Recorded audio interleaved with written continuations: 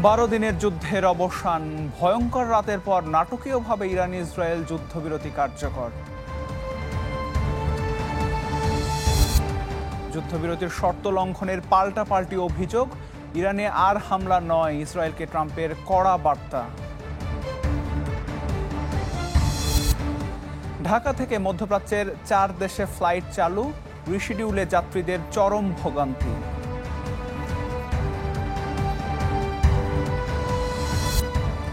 প্রধান শিরোনামগুলো জানিয়ে দিচ্ছিলাম, এবারে বিস্তারিত আয়োজনে যাব। অবসান হলো ইরান ইসরায়েলের 12 দিনের যুদ্ধ। কাতারে মার্কিন ঘাঁটিতে তেহরানের হামলার পর পরিস্থিতি যখন আরও ঘোলাটে, তখন নাটকীয়ভাবে যুদ্ধবিরতির ঘোষণা দেন ডোনাল্ড ট্রাম্প, যাতে সায় দেয় সংঘাতে জড়ানো ইরান ও ইসরায়েল। তবে যুদ্ধবিরতি কার্যকর হলেও শর্ত লঙ্ঘনের পাল্টাপাল্টি অভিযোগ তুলেছে দুই দেশ। এতে ক্ষুব্ধ মার্কিন প্রেসিডেন্ট।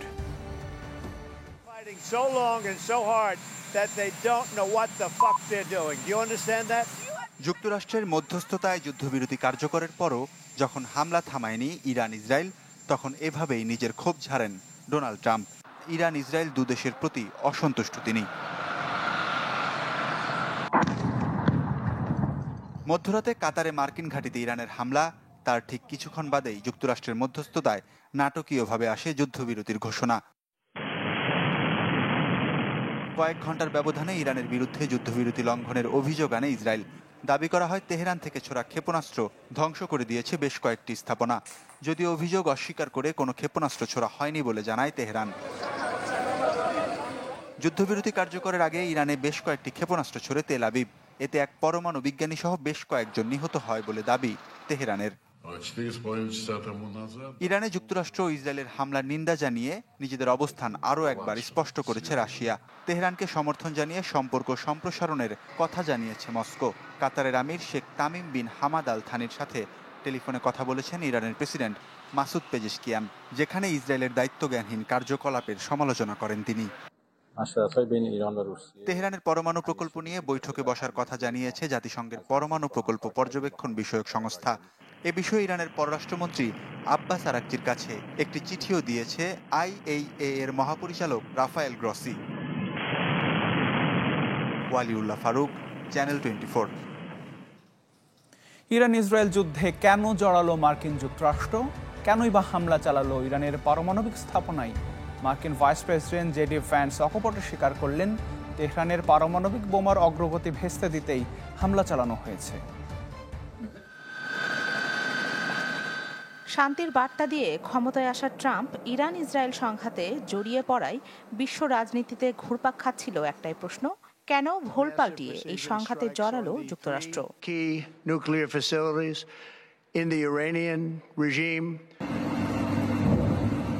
উত্তরে আন্তর্জাতিক সম্পর্ক বিশ্লেষকরা বলছেন, বন্ধু দেশ ইসরায়েলের সাথে সম্পর্কের আস্থা বাড়ানো, ইরানের পরমাণু কর্মসূচি বানচাল এবং সরকার পরিবর্তনের খায়েশ ছিল যুক্তরাষ্ট্রের। তেহরানের কাছে থাকা ইউরেনিয়ামের মজুদ আন্তর্জাতিক পারমাণবিক শক্তি সংস্থার নির্ধারিত সীমার চেয়ে বেশি, যা দিয়ে বোমা তৈরি করা কঠিন ছিল না। তাদের পরমাণু কর্মসূচি বাতিল করতেই যুক্তরাষ্ট্র হামলা চালায়। অকপটে যা স্বীকারও করেছেন মার্কিন vice president JD Vance. Fox নিউজকে তিনি বলেন, ইরানের পরমাণু বোমা তৈরির সক্ষমতা বানচাল করতেই বাংকার ব্লাস্টার দিয়ে হামলা চালানো হয়। এক সপ্তাহ আগেও পারমাণবিক অস্ত্র অর্জনের খুব কাছে ছিল ইরান।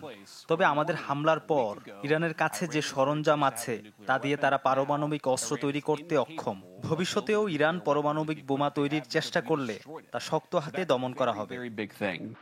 এমন পরিস্থিতিতে এনপিটি চুক্তি থেকে ইরানের বেরিয়ে যাওয়া উচিত বলে মনে করেন দেশটির পার্লামেন্টের বেশিরভাগ সদস্য। আগামীতে উত্তর কোরিয়ার মতো পরমাণু বোমা বানাতে পারে ইরান, এমন আভাসও দিচ্ছেন বিশেষজ্ঞরা। রাখি জেসমিন, চ্যানেল 24। মন চাইলেই যে কোনো দেশে হামলা, আগ্রাসন কিংবা নাক গলানো, আর কথা না শুনলে যুদ্ধ খেলা, এ যেন যুক্তরাষ্ট্রের অলিখিত নীতি, যার হোতা ডোনাল্ড ট্রাম্প। যুক্তরাষ্ট্রের সংবিধান কি সায় দেয় এমন সংঘাতে? বিস্তারিত জেনে নিব রিপোর্টে।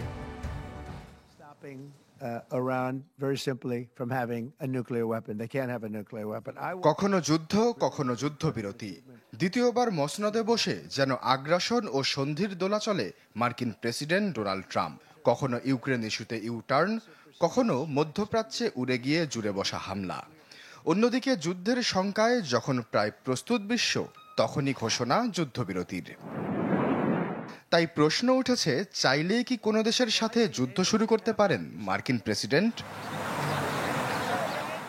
যুক্তরাষ্ট্রের সংবিধানের সেকশন 1 অনুযায়ী কংগ্রেসের অধিকার আছে যুদ্ধ ঘোষণা করার, কিন্তু প্রেসিডেন্ট যদি নির্বাহী ক্ষমতার ব্যবহারে যুদ্ধ শুরু করেন, সেটি থামানোর ক্ষমতা আছে কংগ্রেসের?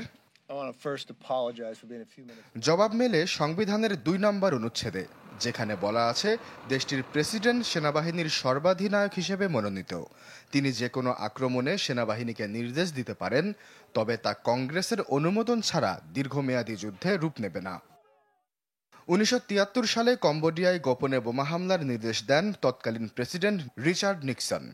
এরপরই যুদ্ধ ঘোষণায় প্রেসিডেন্টের ক্ষমতাকে সীমিত করতে ওয়ার পাওয়ার্স রেজলিউশন আইনটির প্রণয়ন করা হয়। এই আইন অনুযায়ী যদি প্রেসিডেন্ট যুদ্ধ শুরু করেন, তবে 48 ঘন্টার মধ্যে সেটি কংগ্রেসকে জানাতে হবে এবং সেনা পাঠানোর সময়সীমা থাকতে হবে 60 থেকে 90 দিনের মধ্যে। তবে কংগ্রেসের অনুমোদন ছাড়া এটি বাড়ানো যাবে না। তবে এই আইনেও ফাঁক আছে। 2001 সালে টুইন টাওয়ার হামলার পর authorisation for use of military force আইনটি পাশ হয়, যাতে বলা হয় বিশেষ সময়ে কংগ্রেস যুদ্ধের সিদ্ধান্তে না পৌঁছালেও প্রেসিডেন্ট সন্ত্রাসবাদের বিরুদ্ধে সামরিক পদক্ষেপ নেওয়ার ক্ষমতা রাখেন। যার বলে 2019 সালে কংগ্রেসের সিদ্ধান্তকে কাঁচকলা দেখিয়ে ইয়েমেনে হামলা শুরু করেন ট্রাম্প। এছাড়া 2020 সালেও কাসেম সোলাইমানিকে হত্যায় কংগ্রেসের বিরোধিতা উপেক্ষা করেই হামলা চালানোর নির্দেশ দেন ট্রাম্প। সেবার ডেমোক্র্যাট নিয়ন্ত্রিত কংগ্রেসেও খাটেনি আইন প্রণেতাদের মত। এবারে রিপাবলিকান নিয়ন্ত্রিত কংগ্রেস যেন যুদ্ধ শুরু করতে প্রেসিডেন্টের জন্য এক মসৃণ পথ।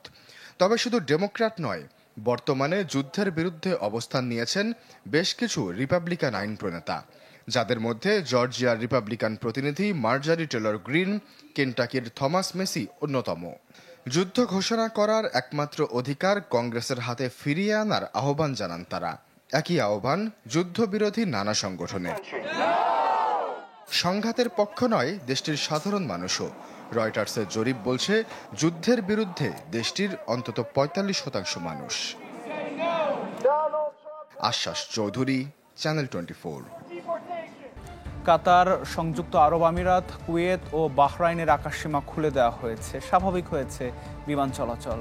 তবে ফ্লাইটের রিশিডিউলে ভোগান্তিতে কাতার ও আরব আমিরাতগামী যাত্রীরা। অভিযোগ করেন এয়ারলাইন্স কর্তৃপক্ষের সহযোগিতাও পাচ্ছেন না তারা। মাহফুজ কামালের রিপোর্ট। কাতার ইরাকে মার্কিন ঘাঁটিতে ইরানের ক্ষেপণাস্ত্র হামলার পর নিজেদের আকাশসীমা বন্ধ করে দেয় মধ্যপ্রাচ্যের 4 দেশ। তাতে বিপাকে পড়েন বাংলাদেশ থেকে বিদেশগামী যাত্রীরা। কাতার এয়ারলাইন্সের যাত্রীরা জানান, ফ্লাইট স্থগিতের পর তাদের জানানো হয়নি নতুন সময়সূচি। ভিতরে বলল যে আমরা আমাদের কাছে কোনো কিছু আপডেট নাই, flight cancel, connecting flight cancel. Qatar থেকে কোথাও ফ্লাইট যাচ্ছে না। 15 ডেজের মধ্যে আপনারা যেতে পারবেন, বাট নেক্সট 2 ডেজ আমরা কোনো কিছু আপডেট করতে পারতেছি না। প্রায় একই অভিযোগ আরব আমিরাতগামী জাজিরা এয়ারওয়েজের যাত্রীদেরও। সকাল 6:30 ফ্লাইট হওয়ার কথা ছিল, কিন্তু ফ্লাইট হয়েছে না। বলছে আজকে সন্ধ্যা 7টায়, কিন্তু শিওর না যে হবে কি না। এনারা এটুকু জানাচ্ছে, তা আর কিছু বলে নাই। এ নিয়ে বিমান পরিবহন সংস্থাগুলোর সাথে যোগাযোগ করা হলে ক্যামেরার সামনে কথা বলতে রাজি হননি কর্মকর্তাদের কেউই। এয়ারস্পেস বন্ধের তথ্য অবগত হওয়ার সাথে সাথেই নির্বাহী পরিচালকের দপ্তর থেকে সংশ্লিষ্ট এয়ারলাইন্সগুলোকে সম্মানিত যাত্রীদের প্রয়োজন, ইমোশন এবং জীবিকার তাগিদকে বিশেষভাবে মাথায় রেখে যথাযথভাবে যত্ন নেওয়ার নির্দেশ দেওয়া হয়েছে। এছাড়া এয়ারলাইন্স সমূহ কর্তৃক যথেষ্ট পেশাদারিত্বের সাথে যাত্রীদের পুনঃ শিডিউলের সময় ও বিলম্ব বিবেচনা করে খাবার ও হোটেলের ব্যবস্থা করা হয়েছে।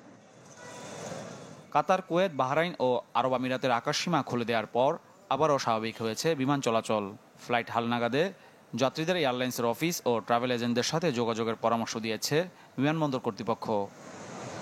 মাহফুজ কামাল, চ্যানেল 24, ঢাকা। গাজায় একদিনে ইসরায়েলি হামলায় নিহত হয়েছেন 70 জনের বেশি ফিলিস্তিনি, যার মধ্যে ত্রাণ বিতরণ কেন্দ্রের কাছে ত্রাণ নিতে গিয়ে 51 জন নিহত হয়েছেন। এদিকে ইসরায়েলি বাহিনী উত্তর গাজার বেশ কিছু এলাকার বাসিন্দাদের দক্ষিণে যাওয়ার নির্দেশনা দিয়েছে।